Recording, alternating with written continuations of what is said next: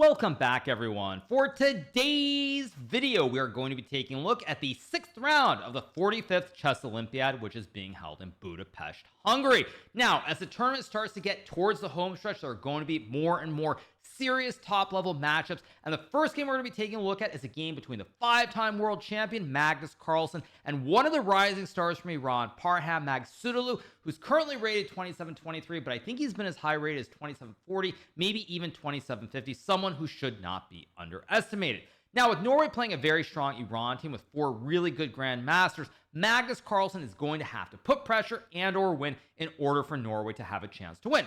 So let's jump right into the action. The game starts out with this move e4 from Magnus, and now we get the move c6 from Parham.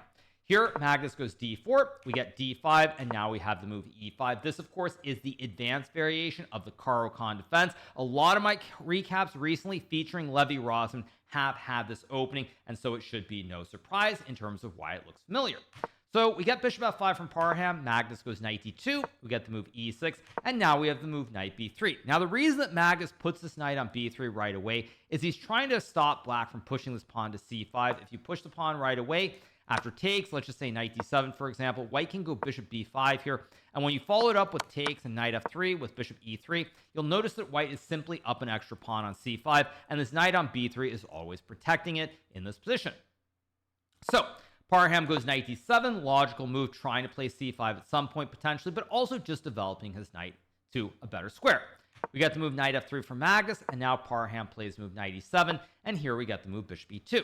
Now in this position, Parham goes h6, and this is an idea that's very similar to the London system in that black has his bishop outside the chain here. You'll see these 3 pawns from f7 to d5, and the bishop is outside of the chain. What that means is that in many positions, white has this idea to play knight h4, forcing the bishop to go back to h7, but the bishop stays alive on the long diagonal. Now, the opening that this looks very similar to is, of course, the London system, where more often than not, you get some position like this, c5, c3, knight c6, knight d2, let's just say bishop e7. And here, once again, white has the bishop outside of the pawn chain, and so you play h3 with the idea of retreating the bishop in the case of knight h5. All right, back to the game. We have h6 being played. Magnus now plays the move castles. We get bishop h7, and here the move a4. Parham now plays the move a5, and the reason for this move is that black is trying to stop white from pushing this pawn further up the board to take more space. You will notice here that because the pawns are on e6 and e5, white has a little bit more space with the pawn structure. If white can also get a pawn to a5, black is really lacking. Now you'll see all these pieces here. They might look a little bit claustrophobic. They're kind of hemmed in. You don't have ways to activate, and so you need to avoid giving up too much space. So we get a5. Magnus goes bishop d2, and now we get the move queen b6, and here we have the move rook c1. Now what Magnus is aiming to do here is he's intending to potentially play c4 or c3, but his decisions are going to be based on what Parham does. Now, one of the more advanced concepts in chess is thinking about your opponent's plans as well as your own plans. And when we look at this position, black might want to try to castle queenside down the road, but the problem is because he put the pawn on a5 already, you simply hang the pawn and lose the game. So you can't castle. If you try to go c5 here, for example, white will trade everything off. And now after bishop b5 check, knight c6, and this move bishop e3, you retreat the queen to e7. And now white has c4 here, simply opening up the c file here. Knight d4 actually might be even stronger. Knight d4, queen d7, c4, where the c file is exploding here, and white will win the game very quickly.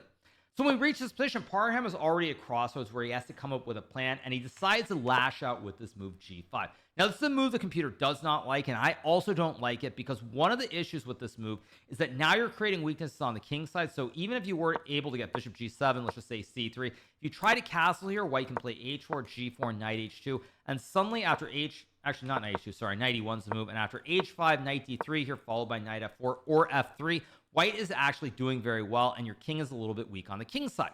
So when you go g5, now you weaken the pawns on the king side. You can't really castle this way, but you can't castle the other way either since you put the pawn on a5. And what that signifies is that you're creating these weaknesses, and you better have some counterplay because otherwise white will have serious advantage down the road. So we get the move king h1.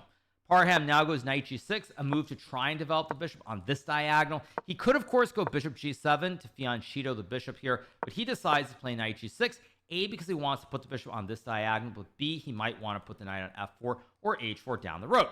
Magnus goes bishop d3, we get bishop b4, we have bishop e3 being played. Magnus tries to avoid trading pieces here because what he realizes is that A, he has more space, but B, Parham has a serious issue with this king in the center of the board. It's very hard to castle it out of the middle of the board. So because of that, you want to keep more pieces on. So we get bishop e3. Queen c7 played by Parham. We get to move knight fd2. And at this point, I already thought Magnus was doing very well and would have great chance to win, because the big issue is that black does not have a clear-cut plan, and Magnus is starting to maneuver the pieces and look for ways to expand in the center with c4, or potentially play f4 to attack on the f file as well. Parham goes knight h4.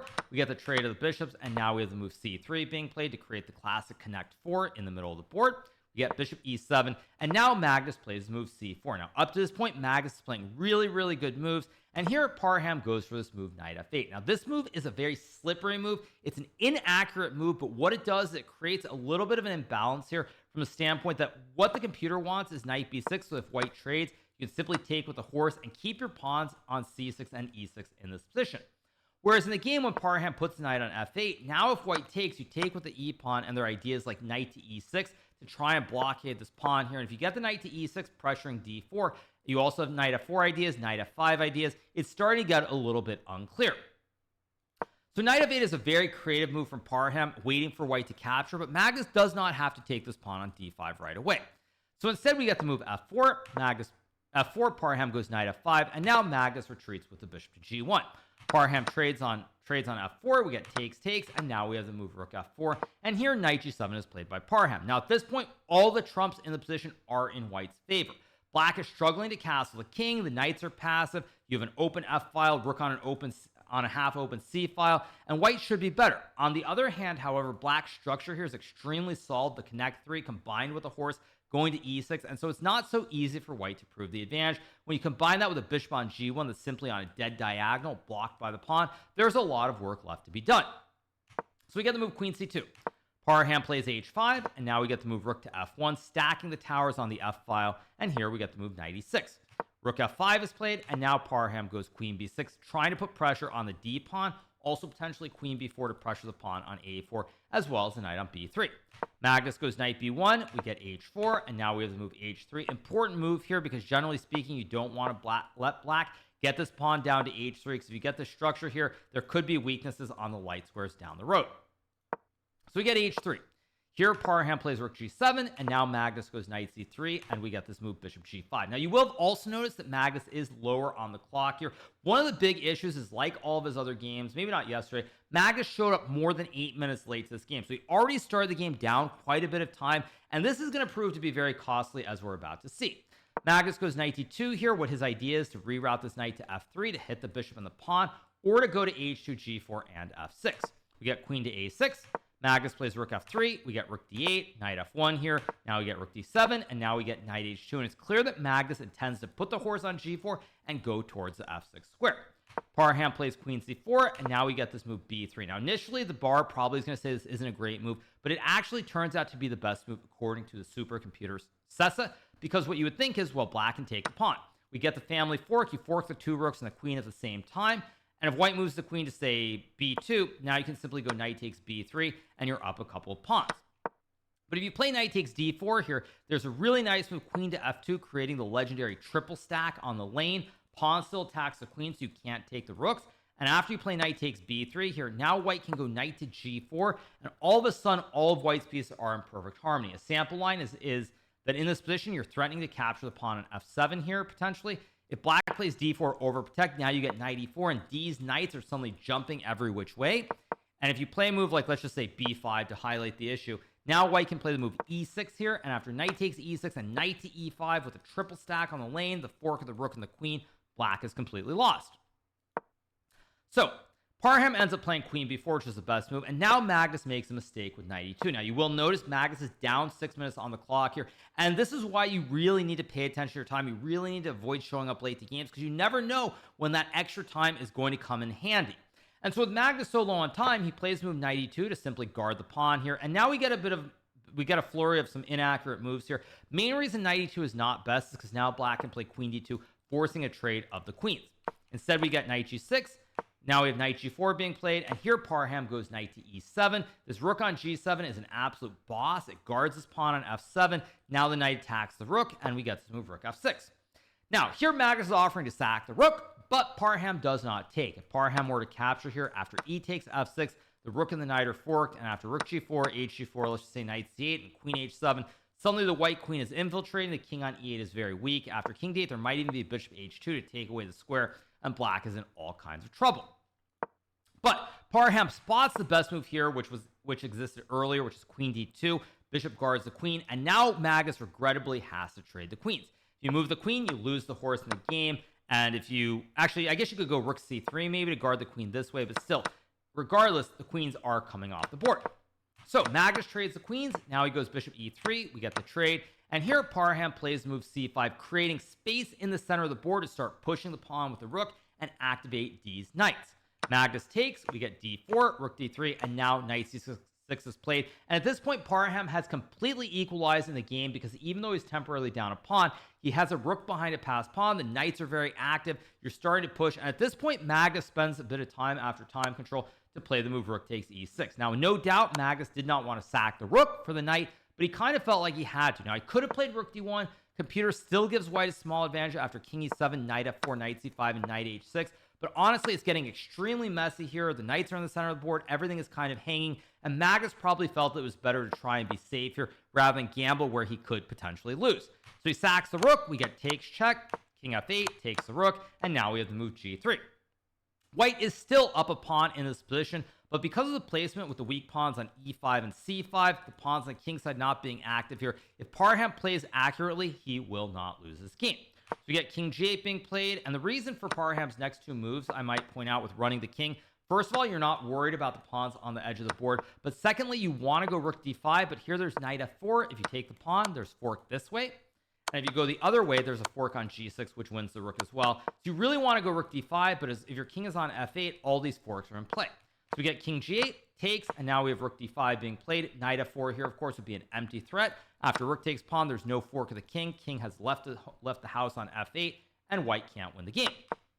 So Magnus goes king g2, and now we get king h7, another excellent move being played here. We get the move rook d2. Worth pointing out that if black were to take, knight d4 is played. If black tries to go rook d5 here, pinning the knight, there's rook g3 check, and then white can simply trade the knights. That is why after king h7, Magnus plays rook d2 here, because if he were to go king f2, now after takes, knight d4 and rook d5, again, the knight and the rook are pinned. So Magnus goes rook d2, and we get to move rook c5. If he were to take on e5 and knight d4, rook d5, now white has knight to f3, guarding the rook on d2. So we get rook c5. Magnus takes, we get the trade, rook trade, and now we get the move b5 being played here. This is an excellent decision by Parham, by the way, because what Parham realizes here is that the pawn on e5 is very weak. Even though white has these two pawns on the edge, they can never get through as long as the king stays on the h-file in the situation. So now you want to try to liquidate all the pawns on the queen side. We get king f3, rook e5, rook e4, we get check, king e3, and now we get the trade, and here the move rook h5 is played. Now Magnus remains up a pawn here, but his extra pawn is a pretty crummy stacked extra pawn on the h-file. Additionally, in rook and pawn endgames, if you have pawns on the very edge of the board, generally the drawing opportunities become much higher than if, say, this a pawn were on the b file or the c file. Mainly it's because you have no extra rows. It's on the very edge. So because it's on the edge, you can't walk the king around it. For example, if we look at this e pawn, just to illustrate a point, this king can go on either side of this pawn. You can even go to d5. You have multiple ways to go around the pawn and start pushing it. But when a pawn is on the very edge, for example, let me just set up this white pawn, ignore the eval bar, you can't go on the edge. You would really love to put your king on this I file, off the board on the I file next to the pawn, and then escort it up from the side. But you can't do that because the pawn is on the edge. So generally, when you reach these endgames with pawns on the edge of the board, the drawing chances are very high. And even though Magnus is up a pawn, it's most likely going to be a draw. So we get rook g4 here from Magnus. Now Parham goes king h6, king d4. We get some checks back and forth. Eventually, we have rook e4 being played. And now Parham goes king g7. Magnus plays king f3. Worth pointing out, if you ever take on e6 after takes, both the pawns are loose and the game is a draw. So we get king f3, king f6, king g4, and now we have to move rook h8, and Magnus goes rook f4. We get king g6, rook e4, king f6 here. By the way, one thing I want to point out about this endgame, just to set the stage, actually I'll set it later because I realize we're going to have the same endgame, is that because the pawns are on a4 and a5, if all these pawns in the middle come off the board, the game also ends in a draw. So we get king g6, we get a little bit of a repetition. Now we have h5, rook g8, king f3, rook g5, and now Magnus goes rook h4. Now at this point, Parham goes king g7. You'll note the rook is behind the passed pawn here, so you need to try and stop this pawn.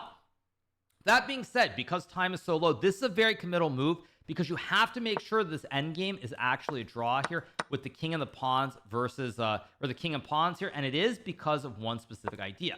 White goes here, you go here, here, here, takes, king d5, and it looks like white is going to win the pawn and the game. But what black has here is a straight path back to get to this corner, and as we're about to see, this would be a draw. You go king g4, king c5, f5, e6, takes d7, b6. If you don't get to c8, if white gets the king here, then white pushes the p up the board to get a queen and win the game as the king is shielded. But in this position, after king b6, you go king c8. If a5, the king gets over. And if white goes king a7, you go here. And also, worth pointing out, if there were a file next to the edge of this board, if you could slide this king off the board here, you could win the game. But unfortunately, the pawn is on the very edge. So this is simply a theoretical draw at the end of the day. So Magnus goes to h6, we get king h7, rook e4, and now we have to move rook h5, king g4 takes, and the game ends peacefully after a few more moves here. We end up with this more repetitions, and we get this point where eventually Magnus gives up the pawn, goes rook e5, and we get rook e6, king f7, rook h6, king g7. Last move to not blunder, so if you go king e7 here, after a7, white wins the game. If you take, there's rook h7, and if you go king d7, there's rook h8, threatening to queen the pawn, and after takes, rook h7 is over. But Parham does not blunder. He goes here, we get this, and eventually the game ends in a draw here. The way it would have concluded would have been king c3, d7, b3, rook a1, king b4, king c7, rook h6, king b8, and after king b5, many ways for black to draw, but simplest is just start checking the white king all over the board, and eventually go king a7 and win this pawn. So, game ends in a draw, and what does this mean for the tournament? This means that with this draw, Iran actually stuns Norway by a score of 2.5, 1.5. There are 3 draws, and then on board 4, Puya Idani ends up beating Frode Urkadal from Norway. So Norway loses their second match. With this loss, it now appears unlikely that Norway will actually have a shot at the medals. It also means that Magnus loses a couple of rating points, but he puts up a great fight. At the end of the day, Parham shows why he's one of the rising players in the world, and he is someone to keep an eye on as he defended this masterfully, even though he was much worse after 15 moves in this game. All right, so this game ends in a draw, and now we're going to move to the next game featuring the world chess champion, the current world champion, Ding Liren, who is playing against Le Quang Liam from Vietnam. Now, Le Quang Liam is a great player. He's somebody who actually more or less quit playing chess in his early 20s. He decided to go to school, go to university. He is now the chess coach at Webster University in St. Louis, and he very rarely plays professional chess anymore. But when he does play, he plays one tournament a year in Biel. He actually has been doing very well, gaining about 10 points the last 2 years, and he's now into the 2740s, and he's actually knocking on the door of the top 10. Ding Liren, meanwhile, is having another bad event. He is down to number 19 in the world going into this game. I believe he is below Hans Niemann, the future first American world champion. And let's see if he can stop the bleeding. All right. The game starts out with the move c4. We get c5, knight f3, knight c6, and now we have knight c3, knight f6. And this is what is known, of course, as the English opening with the 4 knights. All of these knights coming out immediately. So here we get g3. Now we have the move d5, takes, bishop g2, and we get the move g6. Now, what Le Quang Liam is doing is playing this a bit like a combination of systems. First of all, he wants to go bishop g7 to create the Grunfeld here with the bishop on this diagonal and the knight in the center. But he also has the pawn on c5 to control the d4 square. So it's sort of a blend of systems. And this is why after g6, Ding plays this very enterprising move h4, trying to push the pawn on the edge of the board. This is a system that has become very popular, h4, h5, against many Grunfeld setups. But in this one, it's actually, I think, one of the most dangerous variations of it. So we get bishop g7, h5, bishop f5 is played, and now Ding goes to h6. We get bishop f6, and here we have the move castles. Le Quang castles, and we get the move knight to h2 being played to open up the scope on the diagonal for the light square b on g2. Le Quang plays knight b6. Ding goes a4 here. Now the idea behind a4 is that he wants to go a5, followed by a6, and all of a sudden this diagonal is a huge problem for black with this nice bishop that is fianchettoed. So after a4, we got the move knight to a5. Ding plays knight e4. We get the trade. And now we have the move c4.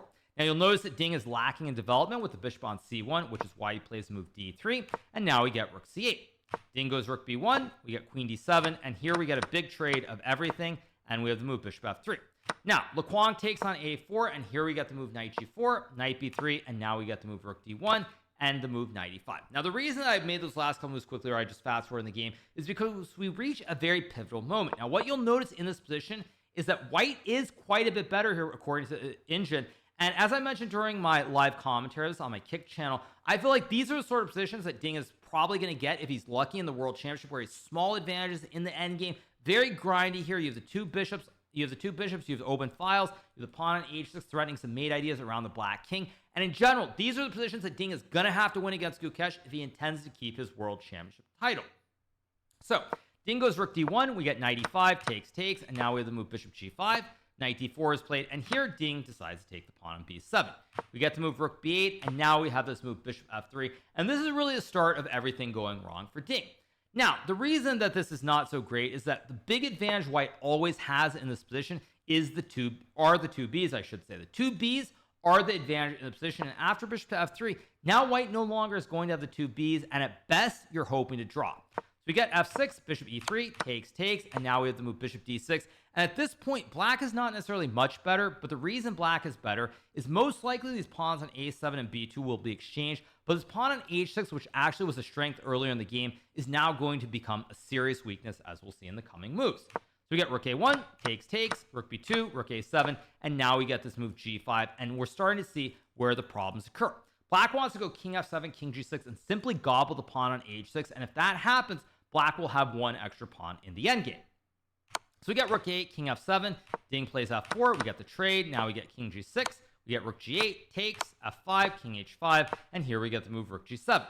Now, Laquang plays rook b5, we get takes, king g4, king g2, and now a very important move, which is rook to b2. If Black were to take the pawn with the rook after f3, the king is actually checkmated, if not for rook takes pawn. Bishop and the rook covers squares, and after takes and check, king's got to go, you lose the rook, and you lose the game. If you play king takes f5 here, White has rook to h5 check, winning the rook on b5, and once again, you politely resign. But after rook to b2 is played, now Laquang is going to be able to capture this pawn for free. There are no threats on the 5th rank, and White is simply down a pawn in this endgame. Now, once again, as I've alluded to this match already before, this is a position in which Ding could also get in the match where he's down a pawn, and he's struggling, but he needs to defend accurately. So can he do that? Well, let's see. We get rook h8, takes, and here we have the move bishop c5 being played. We get rook b7, and now Ding decides to trade the bishops. Now, there's nothing wrong with trading the bishops here, but I think keeping the bishops on the board with like the bishop on e3 would have been better, because actually I will mention this too. If Black takes, you go check, and this endgame with 2v1 connected is a very straightforward draw. But I probably would want to keep the bishops on the board versus trading here, because even though this is a draw, now that the pawns are split, you can put the rook behind the pawn, you can start pushing it up the board, and while this is a draw, it's going to require some serious technique. So Ding goes rook d8, we get king e6.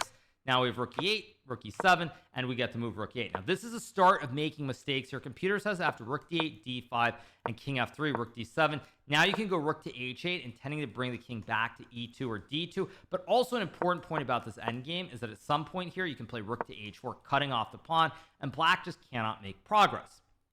Instead, Ding goes rook a8. Now we get d5. We have king f3 being played, and we get to move king e5. Now at this point, according to TableBase, which is an endgame program saying what the pure evaluation is, Black is already technically winning in this position because you have this passed d pawn going up the board. And this is why splitting the pawns was something I didn't like earlier in the game, because now this is a pass pawn and it's very dangerous.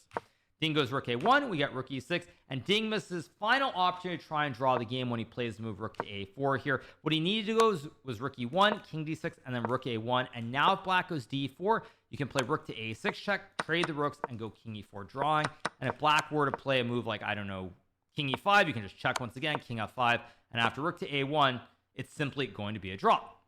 Instead, Ding goes rook a4, and now after rook to b6, Black is going to go rook b3, d4, d3, and at this point, it's simply GG. We get king e2, d4 is played here. Now the Black king is very nicely shielded on e4 and f4 by the pawn. Ding plays f3 here. We get f5 being played. We get rook a5, king f4. Now we have rook d5, and here rook b2 is played, and at this point, this is just over. If Ding goes king d3, which is one other option, by the way, I'll point out that Black can go rook to b3, takes, and rook f3. And this is losing because this is what is known as the side cutoff. The king can't get back here. So once Black goes king g4, because the king can't get back, you start pushing the pawn, just a sample line, something like this. Eventually you go here, check, you hide the king, and now you go king f1. And because this king is cut off and can't ever get back because the rook covers the 3rd rank, this is a theoretical win. So Ding goes king e1 instead. We get rook h2, king f1. If White were to take, there's now king e3. e4 is covered by the pawn, and if you move the rook, there's rook h1, checkmate. So Ding goes king f1. Now we get king takes f3, rook takes f5, and after king to e3, the white king is on the wrong side here. If white could magically put the king on d1 and get something like rook e5, I was going to say, it should still be okay. Or if the rook's on g5, for example, you get rook g3. But in this position, the king is on the wrong side. You need the king on d1 or c1, not on f1. It needs to be on the left of the pawn, and here it's on the right of the pawn. So because the king's going the wrong way from side to side, this is just over. We get king d2, rook a5, rook h1, king f2, and now the move d3. We get rook a8, rook h7, rook a2, king c3, bunch of checks. And now after rook a8, we get the bone crusher, rook to e7, cutting off the king from going to the e file here. And now black will win because he can simply set up the classic bridge. He can build a bridge. This is the Lucena position after check here, king here, here. You simply go check. And now you put the rook on the 5th rank here. And after rook d8, you walk the king back slowly. You go here, check, here. If check, you go here, rook d8 and rook d5. And now the pawn gets through. And if black does not move the rook, say he goes rook d7. Now you bring the rook up one more rank to go rook d4, building a new bridge and winning the game. And one last point, I've explained this endgame many times. If white goes king g3, now you can simply go rook to f1 and you escort the pawn down as well. So Ding ends up resigning this game after rook to e7 is played here. This means that Ding is now outside the top 20 in the world. He is number 21 or 22. He's fallen outside the top 20. And this game really, to me, showcases why, if I'm being honest, I don't think Ding has any chance to win this match against Gukesh. First of all, because he had the better position with a grind position, which should be zero risk.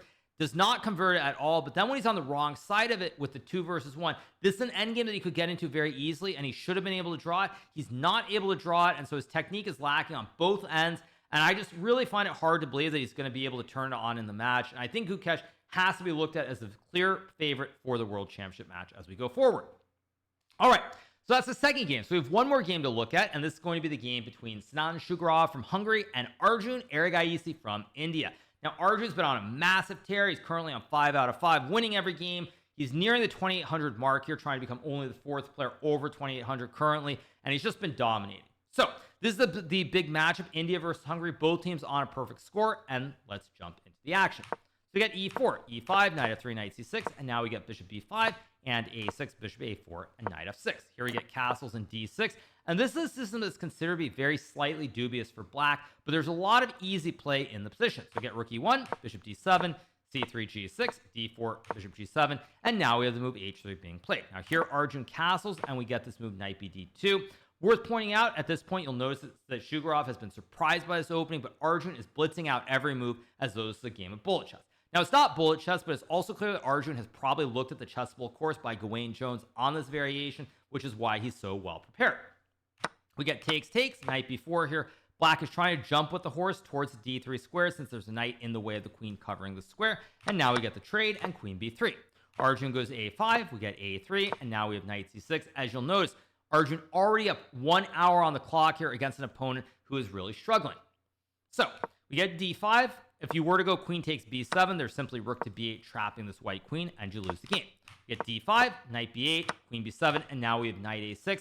Black's idea is quite simple. Bring the knight to the center of the board, target e4, but also use the open b file and the open diagonal down the road. So black has a lot of counterplay. As I was doing my live commentary on Kick, I felt around this point Shugarov needed to bail out and try to make the draw to simplify the game and get out of dodge. So we get queen b3, knight c5, queen c4, and now Arjun plays queen a4. All these moves being blitzed out is clear that he's still well within his preparation.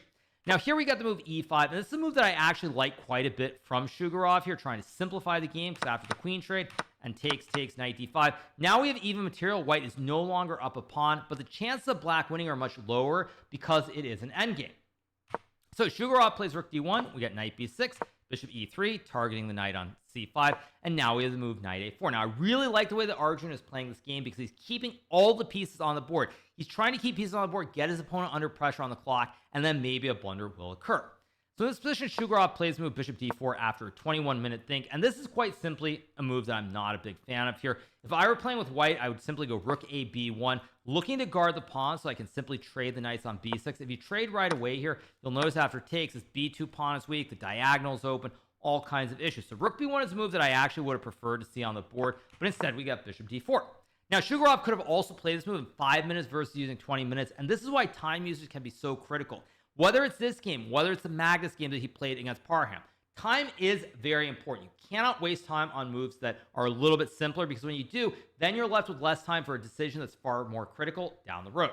So Arjun goes rook a8, and now we get a big mistake from Shugarov with bishop takes knight, and this just shows why you cannot spend so much time. Now, Shugarov here would have been completely fine if he had traded the knights and played rook ac1 here. I actually think the game would end in a draw, because even though black might be a little bit better here, the knight is stuck on the rim. If black goes rook e8, you can simply go f4 here, followed by something like b3. And what we're going to end up in is some kind of endgame, which should be very manageable.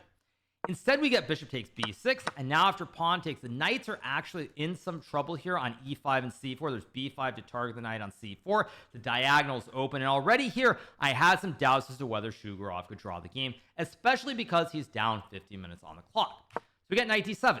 Arjun goes rook e8, and now we get knight takes pawn, trade, and we get bishop b2, takes, and rook a2. Situation is simplified here, but black is actually still better due to the passive nature of the rook on a2, weak knight on b6, and your king potentially being attacked quite easily.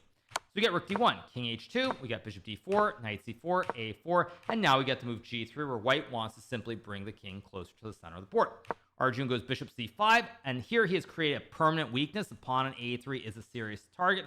f2 is weak, and even though this still should be a draw with such limited time on the clock, it's very unlikely that Shugarov can find the best moves. So we get rook c2, Arjun plays rook d4, king g2, now we get king f8, and here we have the move rook c3, king to e7, and we get this move knight to e5. Now, knight e5 is not necessarily a huge mistake, but in this position, what you really should be thinking about is how do you make the draw in this moment. Now, one thing that's important to note is that you have to keep in mind, especially when you're low on time, what endgames are drawn. So, for example, if I know I can draw a certain endgame, so we get just some endgame like this, I'm just going to set it up for a second, ignore the bar, of course. If you get some position like this, where it's 3 versus 2. You might not like this endgame. It might be difficult to play, but you know that if you play the best moves, you will draw this endgame. So sometimes you have to go into these endgames, which might be unpleasant, but you know that if you play it correctly, you will not lose the game. But Shugarov does not do that here. And what I specifically reference is that knight to b2 here, let's say black goes bishop b6, for example, and you play, I don't know, let's just say h4. You can get this endgame after knight a4, bishop f2, and king to h3, where black is better. Make no mistake about it, black can always put pressure on a2. The pawns on the king side are weak. But because it's a 3v2 on the king side, you can never lose this game. Whereas in this position, if you ever lose this pawn on a3, you will lose the game. You will just lose. So it's more important to think about these concepts of endgames where you might be worse, but you know it's a theoretical draw versus trying to play moves. Because after we get this move knight to e5, white is now going to never be able to target the pawn on a4. The knight is too far away versus b2, where it's always targeting the pawn. And now Arjun plays rook d5. We get the move knight d3, another mistake. By the way, knight f3 would be the best move here. Not an easy move to play. It does stop rook d2, but probably what happens is that Shugarov figures, well, black king is coming, the rook is going to get into a1 and win a3, and it's game over. Now, of course, it's easy to see that this is fine, but there's worth pointing out after king d6, there's simply rook to c4, winning the pawn on a4 here, and again, this would be an easy draw. But because Shugarov is so low on time, this is what induces a blunder. Once again, if you don't spend 21 minutes on bishop d4, if you spend even 5 minutes, you are not in this situation. But time is really, really critical to use it at the right moments. And Shugarov has not done that. So he plays knight d3. Now we get bishop b6 here. Another nice move, keeping the bishop on the diagonal towards the pawn. And we get this move king f3. Now this is the start of going wrong here. What Shugarov should have played even in this position was once again knight to b2. After rook d2 takes, bishop takes f2, and king f1, bishop d4, and rook f3. Knight is always going to come back to c3. Actually, this one might be bad because there might be rook c2, but you can probably just go rook c4 with knight c3 next move, and you should not lose this endgame. It is technically a draw. Instead, we get king f3, and now Arjun correctly plays rook b5 with the idea of playing rook b3, and oddly enough, even though it's not losing, at this point, having reached time control and being in such a tough spot, or not reaching time control, sorry, Shugarov finally makes a blunder with this move king e2, and now we get to move rook b3, and we start to see the power of the bishop versus the knight. White were to trade the rooks here in this position and go king d2 after bishop d4. Let's just say you go f3, king d6 here. Black king is coming down the board very quickly after a4, king d5, a5, king c4, king c6. Not sure which one is best. I think king c6 is best. You go after the pawn on a5, and this bishop is just dominating the knight. Knight really does not have good squares in the position. With this wooden shield on d4, this is theoretically winning. So what happened? Shugarov reaches time control, spends a lot of time, and he promptly blunders the game away with this move knight to b4. That being said, I don't blame him for missing this drawing line, or the line that keeps the game going, because now it's already in the zone where it's very difficult. After rook c6 and bishop d8, rook to a6 takes here. White can play knight b4, and the rook is kind of tied down to this pawn on a4. Bishop is very passive. And if you go king e8, rook a8, king d7, and then rook a7, now black ends up having to sack the pawn, and at this point, it's still better for black after bishop a5, but white probably should be able to draw the game. That being said, finding this idea with knight b4, frankly, is illogical to me, because what you're looking at is knight c5, knight e5, knight b2. And if none of these moves work, putting the knight on b4 is very awkward and unusual. So unless you actually see the concept, you're not going to play it. So I don't really fault Shugarov for missing it, but it would have been the way to save the game. Instead, he goes knight to b4, and now we get king d7. Important to not take what looks like the free rook, because if white sacks the rook, you go check, forking the rook, the bishop, and the king. And after king d6 and knight c3, now you're going to lose the pawn on a4. And if this pawn on a4 ever goes off the board, and you get the pawns on the king side, it is always a draw. Always, always, always. But Arjun, having 50 minutes on the clock, spends a bit of time and plays the correct move, king to d7 here. Now we get rook to d3. Arjun trades the rooks. White takes with the knight, of course. If you take with the king, you lose the pawn on f2. So we get knight takes, and now we get the move king c6 here. And at this point, Arjun is simply winning, because the pawn on a3 is going to fall sooner or later. Black is an easy path for the king getting down the board.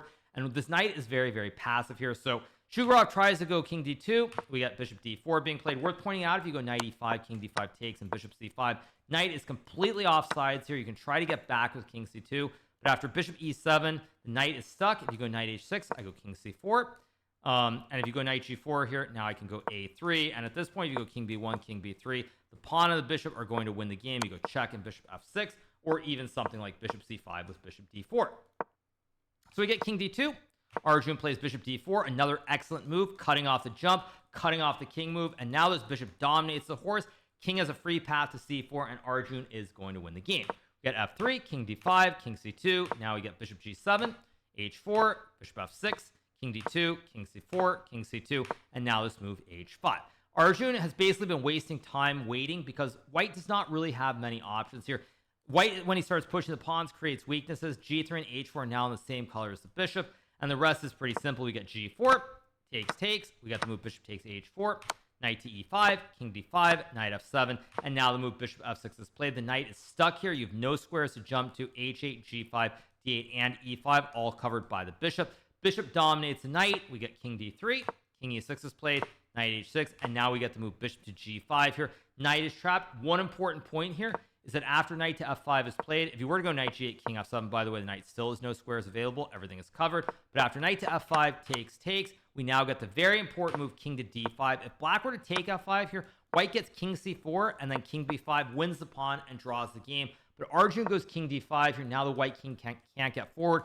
And also, you'll notice this pawn, it's the same color as the bishop. Bishop is dark square bishop. It covers the queen square. So all these endgames are winning. I'll just show you guys why very quickly.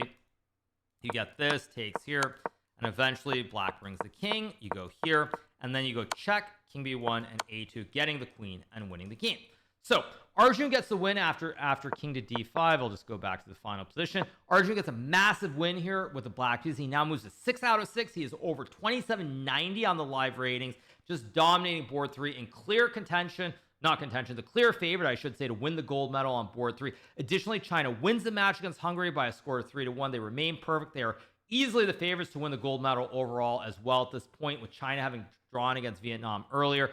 So India is just firing on all cylinders. Everybody's playing great chess right now, and it's looking like they're going to win, but there are still 5 more rounds to go. So you never know what could happen in the remaining rounds, but at any rate, it's looking very much like India is going to win everything, and they're just playing great chess. Arjun playing best chess of his life as well. So really exciting to see these Indian juniors just dominate.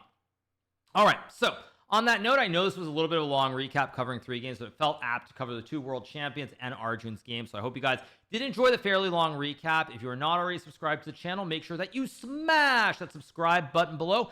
And we'll be back with some more recaps on Wednesday. Tomorrow will be a rest day, so there'll be no games. We'll be back on Wednesday with more recaps with Magnus, maybe US guys, maybe more Indian dominance. Who knows? But I hope you guys enjoyed it, and I hope you guys have a great rest of your day. And I'll see you very soon. Have a good one. Bye.